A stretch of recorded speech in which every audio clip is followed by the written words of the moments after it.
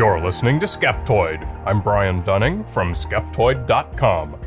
The science and politics of global warming. Today we're going to open Pandora's box.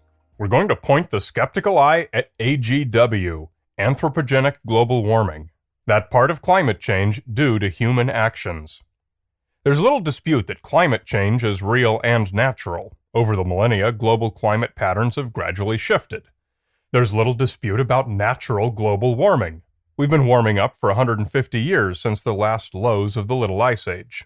But what there's plenty of dispute about, at least within the public, if not within the scientific community, is AGW. How much are we humans causing or increasing the warming? What will the effects be of that increase, if it exists? What, if anything, should we do about it? Public understanding of AGW is all messed up. Way more so than any other science. Even more messed up than creation versus evolution. The reason is obvious to everyone. It's never really been a science issue in the public's mind. It's a political issue. It's a political hot potato that has everyone on both sides of the aisle fired up and raging with conspiracy theories, fraud charges, end-of-the-world scenarios, scandals, and corruption. The result is that almost nobody in the public has a detailed understanding of the real science, yet almost everyone who follows the issue takes a side with great passion, either embracing AGW or dismissing it. What went wrong? How and why did this important science fly off the tracks and fall into the pit of politics? Well, this happened because AGW was never presented to the public the way science is. It was first presented as a political issue.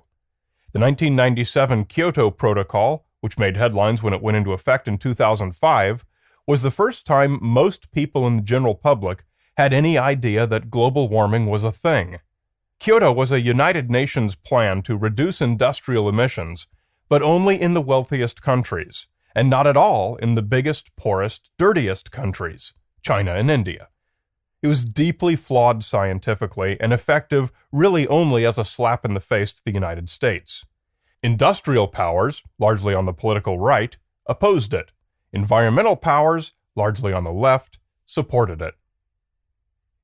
The second time the general public heard about global warming was also unscientific. Al Gore's 2006 movie, An Inconvenient Truth, was the first time that almost everyone had ever heard of global warming, and it was perceived as either gospel or as lies purely because of Al Gore's highly polarized position in the political world. Gore was a great champion of the Kyoto Protocol, and so was already perceived more as an enemy of capitalism than as a defender of the environment. Whether anything he said was true or not, enough people went into theaters predisposed to either embrace what he said or to reject whatever he said, that the actual content, even the whole subject itself, made little difference. And that's exactly what got us where we are. By far, the strongest predictor of a person's stance on global warming is his or her political affiliation. AGW is the poster boy of failed science communication. It is the perfect example of people embracing bad science because it agrees or disagrees with an ideology, either political or philosophical or ecological. Think for a minute what would have happened if global warming had first been presented by Stephen Hawking. I use Hawking as an example because he's really the only scientist who's known all around the world and is universally respected and trusted. When Stephen Hawking tells you a science fact, you say, "That's good enough for me." I would, and like you, I haven't the slightest idea what Stephen Hawking's politics are. It's never occurred to me, and I couldn't care less. Even though he's not a climate scientist at all, he's trusted by John Q. Public on matters of science, unlike Al Gore. If Stephen Hawking had been the one to make a movie about AGW instead of Al Gore, we might have no AGW denial at all in the world. In this episode, I'm not going to try and convince anyone of anything by reading off lists of temperature measurements or CO2 levels, or in fact give any facts and figures at all. Why not? Because that technique is a proven failure. Very few people have come to a conclusion on AGW that's fully independent of their ideology due to careful, impartial study of data.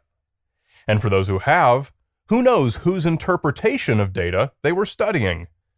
It's very easy to spin any data to show just about anything you want.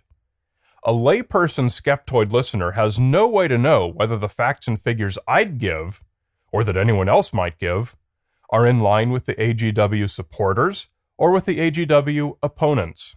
My goal here is to give a layperson the tools to come to an unbiased conclusion that truly is based on the best state of our current knowledge. For those of you on the right, this means setting aside distrust of the left, and for those of you on the left, it means setting aside distrust of the right. Let me throw a couple of statements at you, one that you're likely to agree with and one that you're likely to disagree with. Statement A. Conservatives tend to reject AGW because it conflicts with their political agenda. Statement B. Liberals tend to embrace AGW because it fits nicely with their political agenda. Most of you, not all of you, strongly disagree with what I just said about your ideology, and you strongly agree with what I just said about the opposing ideology. Now, about half of you are conservatives and about half of you are liberals, so at least half of you have to be wrong. If you have a truly open mind, you're open to the possibility that your own feelings on AGW are tempered with your ideology. It's probably fair to say that most people's are, to some degree. It's perfectly fine to be satisfied when science facts fit nicely into your ideology.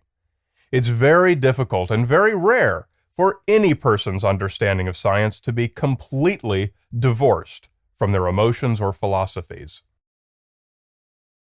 Name an expert you agree with on climate change. Almost nobody will name a real climate scientist. They'll name a communicator or pundit. In fact, name any climate scientist at all. None of them are famous. Few of us have ever even heard one speak.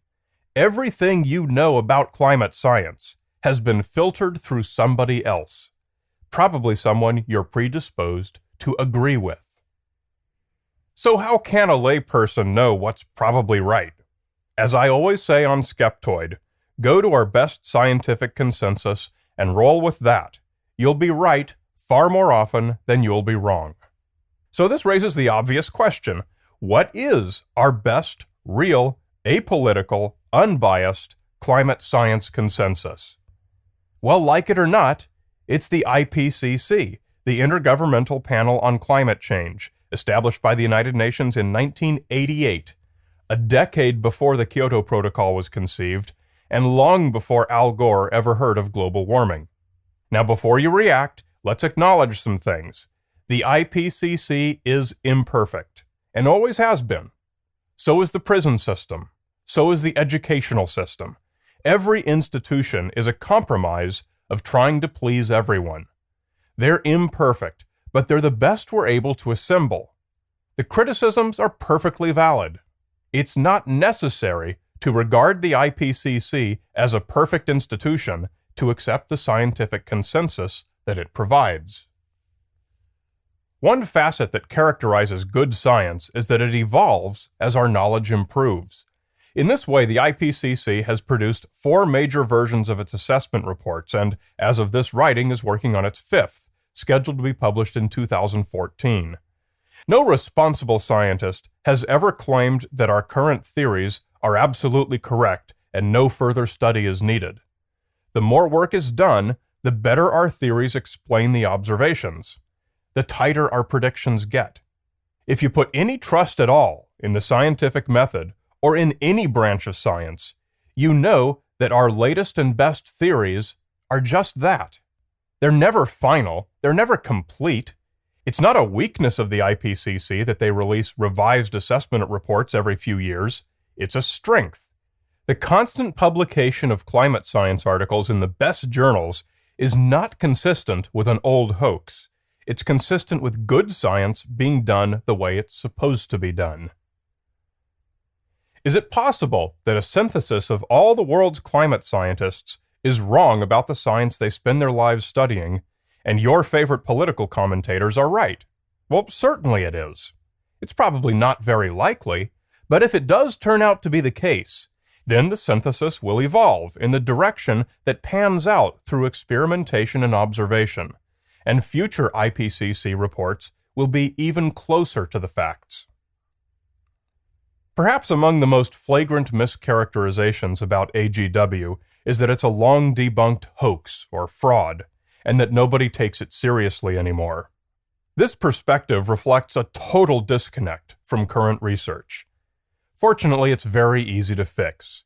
Simply go to ipcc.ch. .ch is the top-level domain for Switzerland.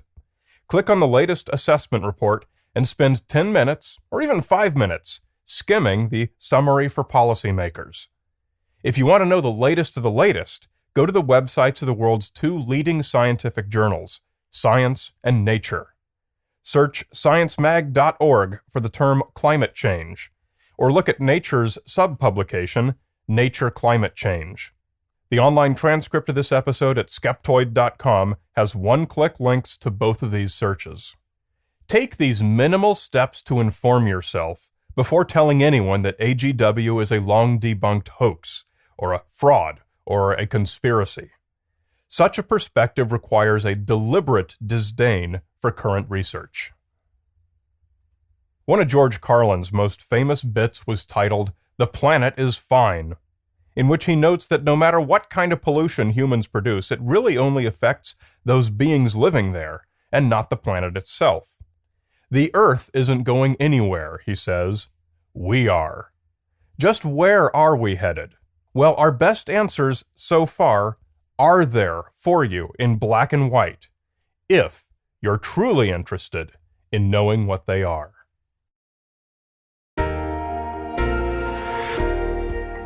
Skeptoid is made possible by financial support from listeners. The recurring micropayments make it really easy for you to make it possible for the show to continue. Come to Skeptoid.com and click on Support Skeptoid, and see the cool gift you'll get for joining. You're listening to Skeptoid. I'm Brian Dunning from Skeptoid.com.